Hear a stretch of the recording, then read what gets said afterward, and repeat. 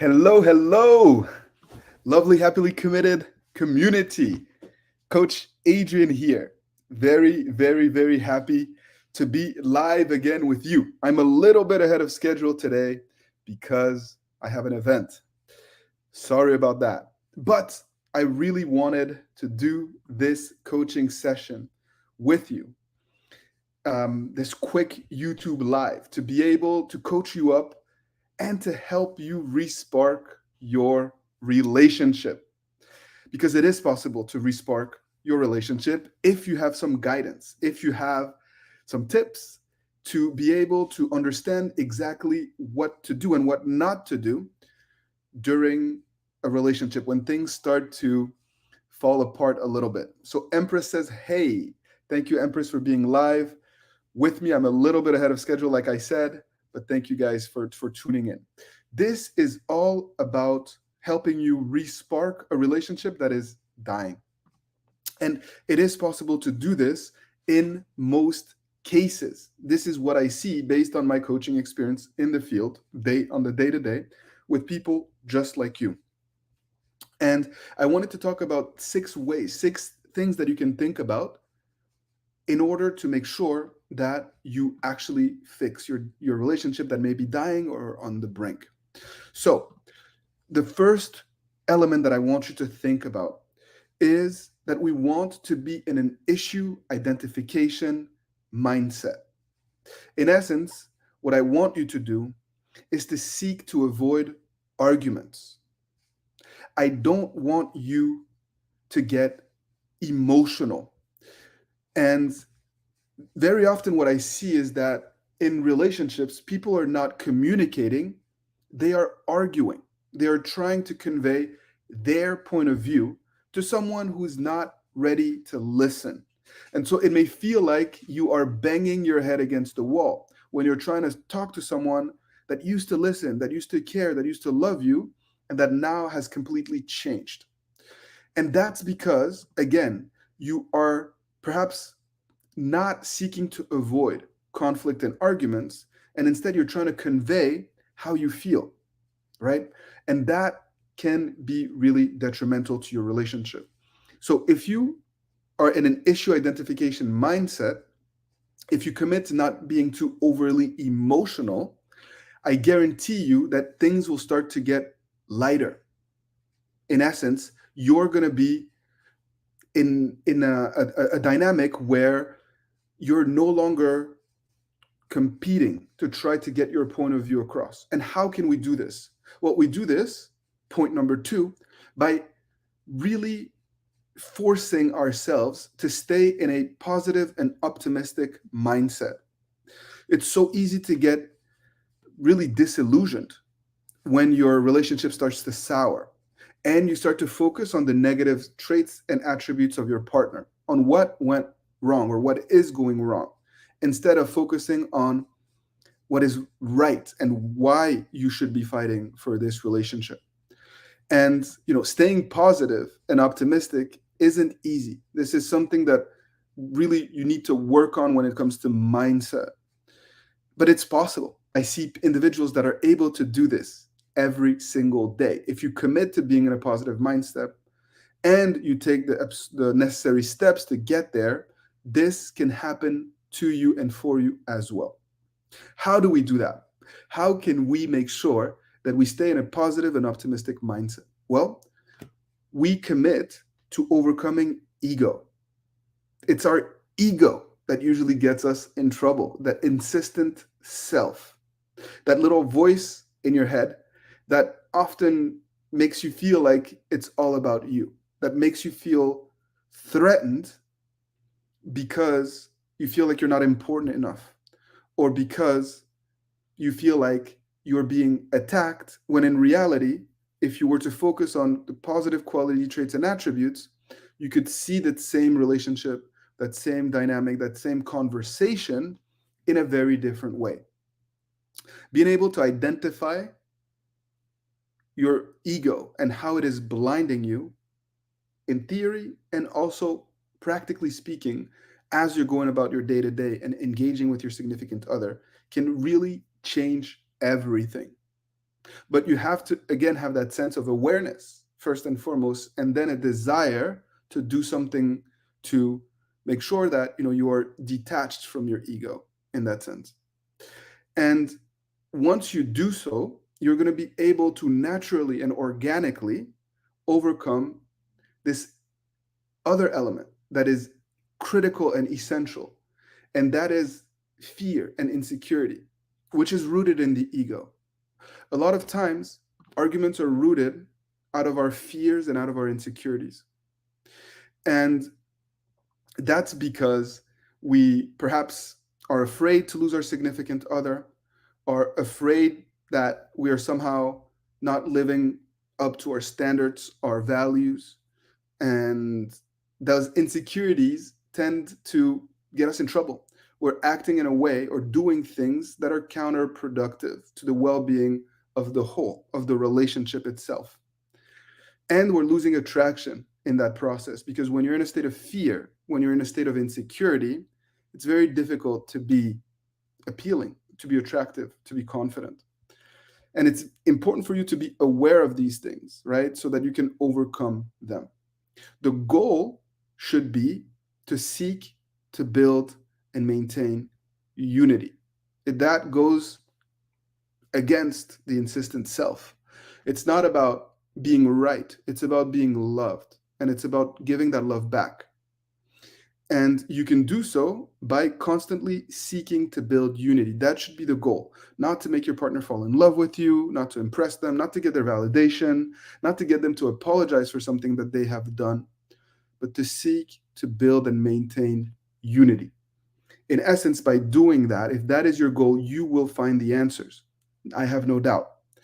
And if you feel like you need help to build and maintain unity, you can work with us. This is what we do. It will be our pleasure to work with you and to help you get these answers. And you can do so on happilycommitted.com on the coaching page. Lastly, before I end this monologue, I wanted to tell you and remind you that there's a power in a smile.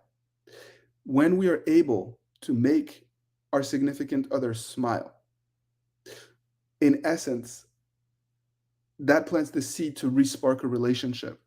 It is a connection, right? It's a sense of well-being and happiness and joy that is manifested through a smile. And so if you are able to make your partner smile without putting them on a pedestal, without acting desperate or being a clown, of course, but by connecting with them, because we're seeking connection, you will be well on your way towards rebuilding that type of relationship that made you both fall in love in the first place, right? So this is what I want you to focus on in order to respark your dying relationship. Issue identification, making sure that we're avoiding arguments, that we are not getting overly emotional, staying positive and optimistic in order to be able to do that, making sure that we don't let our fears and our insecurities get the best of us, and that we work on overcoming our ego, because the ego usually is the root cause of a lot of these issues that I see on a day-to-day with clients that I work with all over the world. So what are we trying to do? We're trying to build and maintain unity in the relationship. Remember that should be the goal. And a clear way to make sure that we are moving forward and creating that spark again is to seek smiles, because it helps us to cultivate a different type of dynamic. If you're able to do this, I have no doubt that you will be able to really shift the course of your relationship and go back to one that is more fulfilling, that is based on your values, actually, and where you don't have to, play mental gymnastics to try to impress someone, but actually get them to fall in love with you for who you are and what your values represent. We have a few friends from Michigan. We have a friend from Manchester in the UK, and Doc from the Philippines. Thank you guys for being tuned in today. It's a bit pressed on time because I have a meeting, and so I'm on earlier than I usually am, and I'm not going to be able to take as many questions as I usually do. But if some of you that are live here want to ask a few questions, it would be my pleasure to do so, to answer your questions. As always, if you feel like you need more support, you can work with us on happily committed.com. We offer coaching services to really walk hand in hand with you through that process of rebuilding a healthy relationship and really to help you be happy in love. That's what our purpose is. Clark says, for long distance breakups, if we are after no contact, is it best to send a text, an audio text saying, hey, stranger, is thinking about you, would love to catch up? Clark, this is a fantastic question. I am happy, so happy actually, that you asked this question because I just completed the most in depth course on long distance relationship ever, right? It's going to be coming out soon. I'm hoping in the next few weeks. Our tech team is working on the putting it up on our website. And so I have extensive content coming up on long distance breakups. The truth is that it depends on a lot of factors. It depends on the nature of the breakup, how close you guys were, and if the breakup happened while you guys were on good terms. If you avoided a lot of the common mistakes, if you were not too needy and too desperate, it is okay for you to send a voice note. Especially if you feel like you've actually gone through a process of personal transformation, they may hear that through your voice, through your tone of voice, and basically your demeanor through that message that you sent. If you were a little bit too needy and if you made a lot of mistakes, perhaps a text message could be more appropriate. But the truth is, I would really want to know more about your breakup and your story in order to provide you with tailored advice that actually makes sense, like actual practical next steps. So I encourage you to work with us if you'd like, or to wait until my long distance guide comes out. I think it could be really helpful. So we have Stephanie from the Bahamas. Hello, Stephanie. Thank you for being tuned in. So there's another question. How do you stay positive after being ghosted a few times? So staying positive is not based on the validation that your partner gives you. Staying positive is a mindset that comes from within. It comes from, based out of, I should say, self-love, well-being, and happiness, right? Being at peace with yourself, not because of signs that your partner is interested or still cares about you. Many times, for individuals that have been ghosted or individuals that are in a relationship that ended recently, people are waiting for their partner to show them a positive sign in order to feel good and to be happy. But that's not how it works. You need to go through that process of personal transformation to be happy first. And then from that point, it is realistic to expect to inspire that person to come back to you. So I hope this was helpful. Work on yourself. Even if you were ghosted, it's not about him. It's not about this person and what they do. It really is about you and what you do.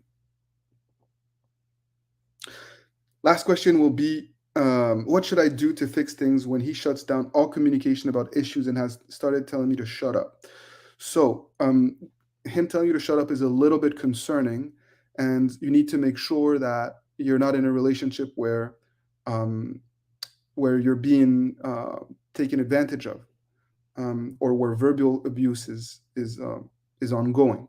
However, what I can tell you and how I can shed some light here is that a lot of times men don't know how to communicate efficiently and effectively.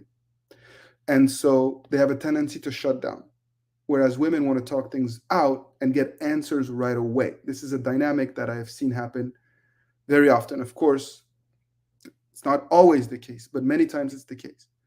By forcing, by pushing, by taking steps towards him before he's ready to really communicate, in essence, you're overstepping boundaries and you're forcing him to push back. And so my advice to you would be to really take steps actually to detach and to give him less attention, less validation, and to focus again on your social circle, your job, your purpose, your family, things that actually bring you well-being and happiness, and let him take steps to fight for the relationship, to understand that there's something at stake, that it's not going to be you just chasing him forever. I'm so sorry, friends. I usually like to get on and stay on for a lot longer, but I have a meeting that I have to jump that just popped up. So it's a little bit of a shorter live today. But I will be back next week, next Tuesday, around this time, to answer your questions and to provide you with a little bit more love and guidance. So thank you for being patient with me. Thank you for being tuned in. And if you've enjoyed this, please like this video, and share your insights and feedback. If there's a topic that you'd like me to address next week, let me know in the comment section below as well. As always, much love, and see you next week. And thank you, Stephanie. Take good care.